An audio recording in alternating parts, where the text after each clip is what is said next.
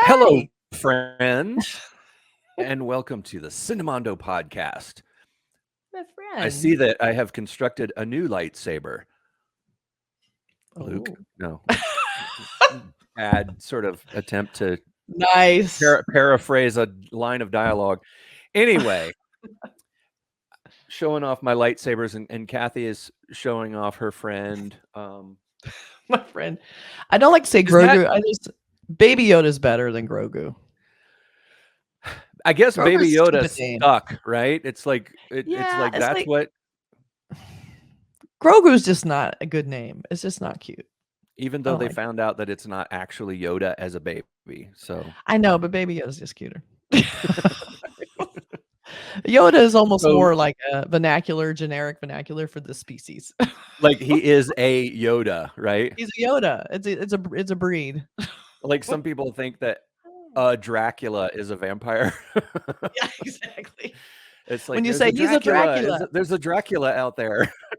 Exactly. Yeah. I think this thing's pretty Anyway, good though. so It looks obviously pretty today we're real. going to be. Okay. Oh, I thought it's not real. I thought it was. Oh, It's okay. the actual puppet from the show.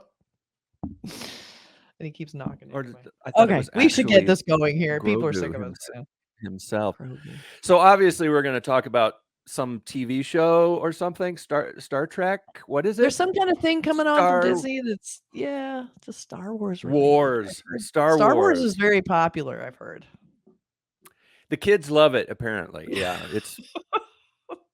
it's like this new thing. Star Wars is this brand new thing that the kids are all into. They loved it. Actually, I remember Star Wars when I was a kid, so it's one of those things that is Oh. a constant. It's just like part Star of your Trek, life. it's It's just baked into the life. Star ongoing, Wars.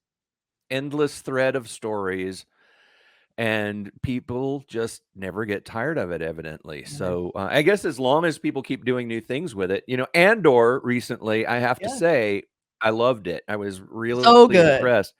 Some of the best. I think that was one of the Mandalorian, best. I think probably, yeah, that was one of the Definitely. best. It was similar to Rogue One, where it had a different Mhm. vibe than the sort of silliness that you see in some of the Star Wars things. Yeah. Mandalorian is another one that I liked, but Mm. I think it worked because it was in these little 30-minute chunks. It was almost like Yeah. a That was sitcom cool. length of a show. Yeah. It had some sort of silly comedy, Amy Sedaris, being goofy kind of stuff, which didn't kill it. I could have lived without the goofiness, the Jar Jar Binksiness of it. But I The like how she was really Mandalorian is loved coming Baby back Yoda. for season. I like how she was really in love with Yeah, Baby she Yoda. cared. That's Everybody, I like how people care. She was like They us. care about the younglings. Yeah, She's all like, "Oh my just like god, the he's so cute!" Like the little creatures. that's how we feel about it. So I liked that audience relatability of her. Right, which I kind of wonder, did they rewrite that once the first few episodes aired and And they were people were like, freaking "Oh, out about Baby Yoda is the star of the show now. Baby Yoda." So it's, And they're I leaning mean, if into they it because came, all of the key art is with Baby Yoda in it. So yeah, it'd be they're funny if the pushing it show now. season 3 of The Mandalorian is called season 3 of the Baby Yoda show. Exactly. Starring Oh. everybody's favorite Baby Yoda, Grogu. And everybody's like, But "Not Grogu, Baby Yoda." yeah, he's not a baby Grogu, he's Baby Yoda. But Grogu's anyway, a stupid name. Who thought of that? Grogu, yeah. I don't like it. It sounds like the noise a baby makes, It does. It does. and I think it's supposed to be really cute. But It is really cute. anyway, we got a season Ah. 3 coming up, and it's going to Yes. premiere in March 1st, I guess, right? That's right. Of the futuristic sounding year of 2023. Yeah. And we have a trailer for the new season, which I have not seen. It's only 1 minute and 42 seconds long, so maybe it's a teaser. I don't know, but it says official trailer. But official trailer. Star Wars is always a little stingy sometimes when they're starting out the marketing. Like they don't want to give anything away. So it's always like Yeah. keep it really tight. Don't let anything out. Make sure the stuff's sort of generic, just enough to get people interested, but don't go crazy.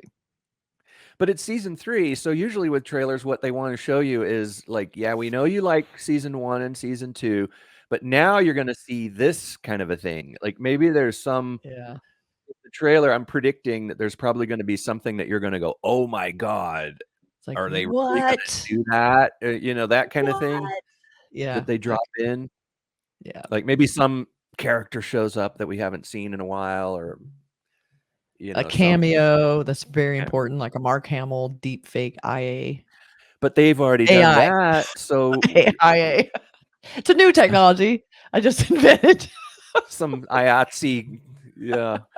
But yeah, you wonder about how do when they're talking about having the meetings about what are we showing the trailer? What are we going to do? What are we going to do with this new season? Why make season 3? There has to be a reason why we want to present this season 3. That's right. What's the arc? How are we going to get people to say, "Oh, this just looks like more of the same. I don't want to." Yeah. Maybe I'll just watch, the Last of Us instead. But Oh yeah. Let's see if they they pull have it to. off. They have to make people want to see this and like get excited about it. So what are they going to do? Should we What are you gonna roll do? that trailer? I can't wait. I'm dying to see Okay. this. So To much avoid video keep you from dying, I'm going to go ahead and slate it. Are we ready? We're I'm going ready. to save your life. The minute Save these my go life, together, please. your life is saved. Ready? Oh, thank God. Okay. Our people are scattered, like stars in the galaxy. What are we? What do we stand for?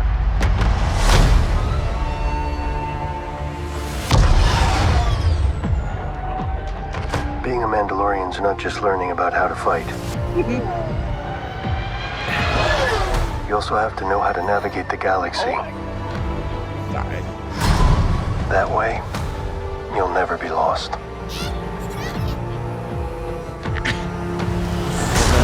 One of those things. That's a cameo, I guess. I'm going to Mandalore so that I may be forgiven for my transgressions. May the Force be with you! This is the way. There's something dangerous happening out there. And by the time it becomes big enough for you to act, it'll be too late.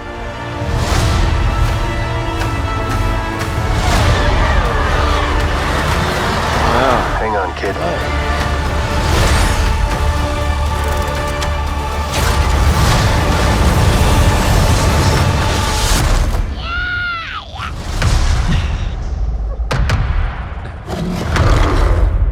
This is the way.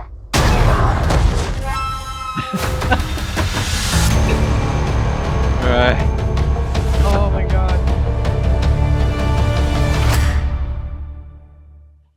That was full on fan service for me, man. They put Baby Yoda all over that, and I could not And get it enough looks of like it. he's using his powers. He's gonna be Yes. throwing some bad guys around and stuff. They always underestimate him because he's so damn cute, and they all go, "Oh, he's too cute. I can kick his ass," and then it never works. There's a couple of little Easter eggy kind of cameo type Yep. things in there. That creature that jumped into the tree is just like either the one or just like the one that was in the chamber in that Oh, other Star Wars movie with that big slug-like person. oh yeah, Remember? yeah. What's his I name? don't know. I'm not going to say it. Don't say it. But Don't you say yeah. it. Remember, he was the one that went. He was like real puppety looking, Yeah, But very like he looks like a monkey. I mean, that's kind of like a Star Wars version of a monkey, I think. Little animal runs around the trees, kind of. yeah, it was like his pet. It Yeah. was like Jabba's pet. Oops, I said his name. Jabba the Hutt. Damn it. Like his little pet, But yeah, it looks like there's a lot of action in there. It looks like you see the Mandalorians dropping out of their ships and with their jetpacks and zooming into action.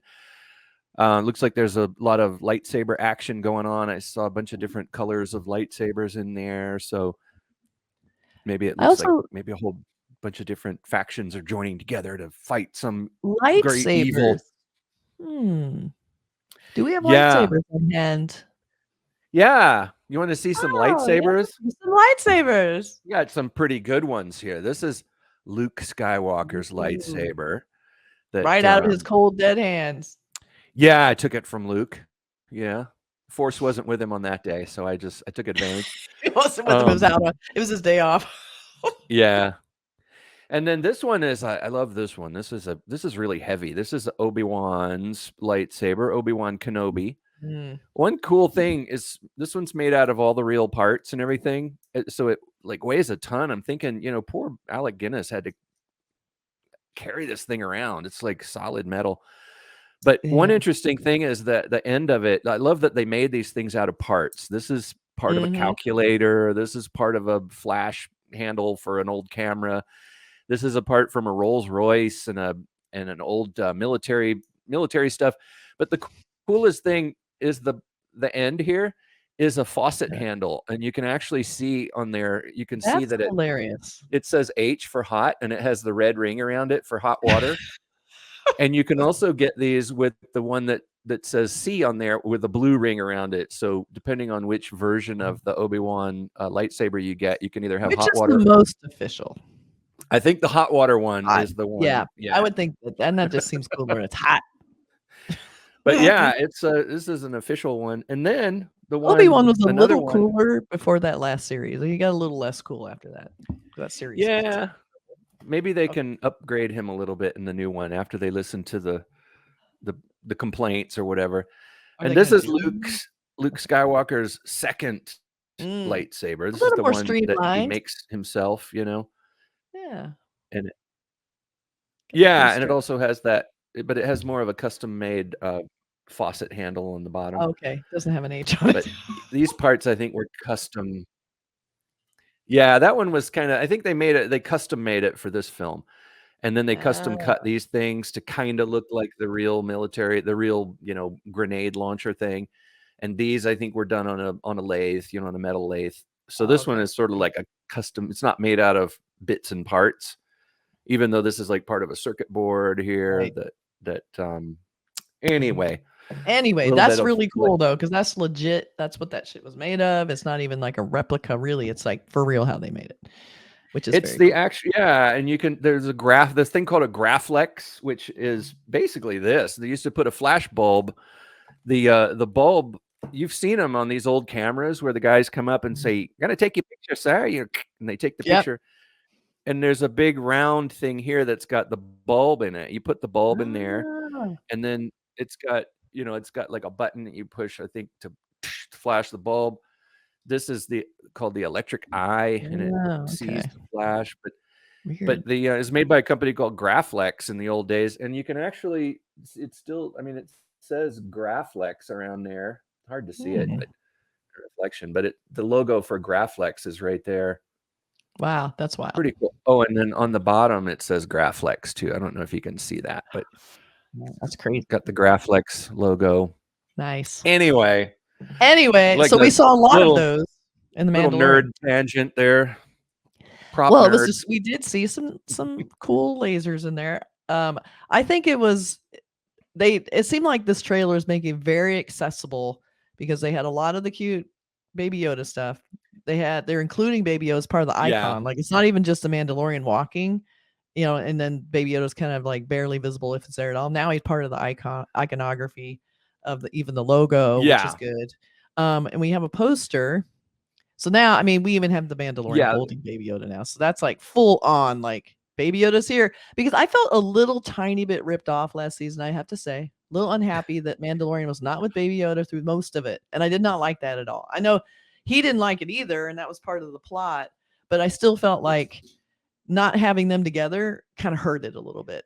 And then when they brought them together in Boba Fett, I felt very gratified. Like, oh, yeah, they're together. This is great. But I still felt like that should have been a Mandalorian moment, not a Boba Fett moment. So I felt a few missteps with that. I did not particularly like those reveals or those situations. So I'm just saying. But you sort of have to do that to make it powerful when they get back together. Yeah, but it was too long.